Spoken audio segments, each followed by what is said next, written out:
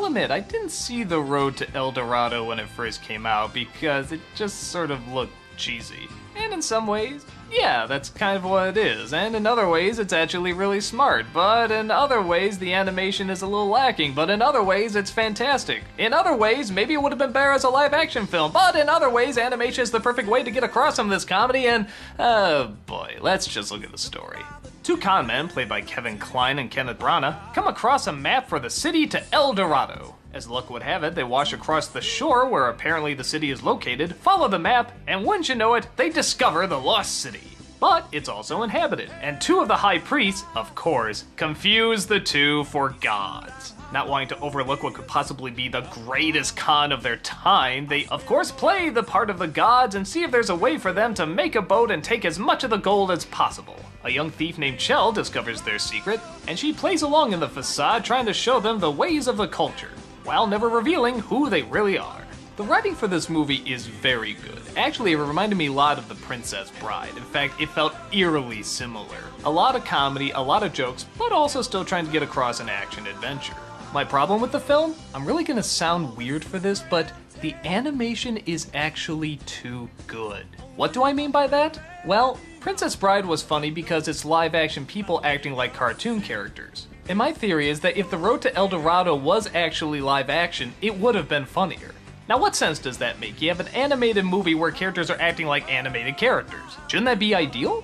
Well, the animation looks very similar to Prince of Egypt in that it's very pretty and it's very nice looking, but that doesn't always translate into comedy. The weakest part of the Prince of Egypt was the comedy, but that's okay, it wasn't essentially meant to be a comedy first. This is. And if you're gonna do comedy and animation, you better have some damn funny comedic animation.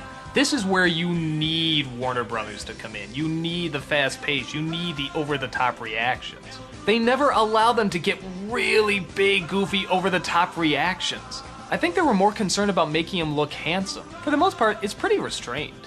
I don't know if that totally comes down to them being good looking though, because Shell's pretty good looking and she gets some really funny reactions. But I think in order to make something like this work, you need the team from, say, The Iron Giant or Hotel Transylvania. The people don't move realistically enough for us to mistake them for human, but they don't move cartoony enough in order for us to laugh at them. But with that said, I don't think it's a total abject failure either. Like I said, it is written very well, and some of the lines do get a good laugh. And you are not gods! You're not a god? How dare you! Particularly any point where they have to talk really deadpan, that seems to work. Oh, we expected you to be staying with us for the next 1,000 years. Well, as we say in the spirit world, there's your plan and then there's the god's plan. The action-adventure stuff seems to work pretty well, and it's good to look at, but again, it's not quite as big or grand as, say, something like Prince of Egypt. It's impressive, don't get me wrong, but when you really want big, grand moments, you need some big, grand animation and some big, grand angles, and yeah, it's okay, but could be stronger. The songs are by Elton John and Tim Rice, the same team that brought us The Lion King. And I think I feel the same way about this as I do about The Lion King. And if you know what I thought about The Lion King, that's not that great. But where I liked at least 2 songs from Lion King, I can't think of any songs I like from this one. Hell, I barely even remember them. And even that's sort of strange, because the heroes sing one song, it's obviously a musical number, but then they never sing any of the others. It's just Elton John singing it, so it's really out of place and odd.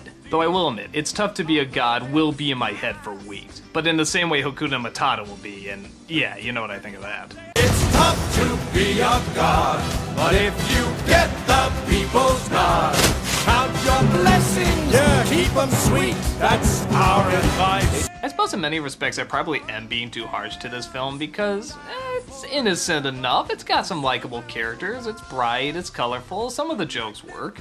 You can just tell though, this film is trying hard to make you laugh often, and if they really wanted that to work, they really needed some different animation.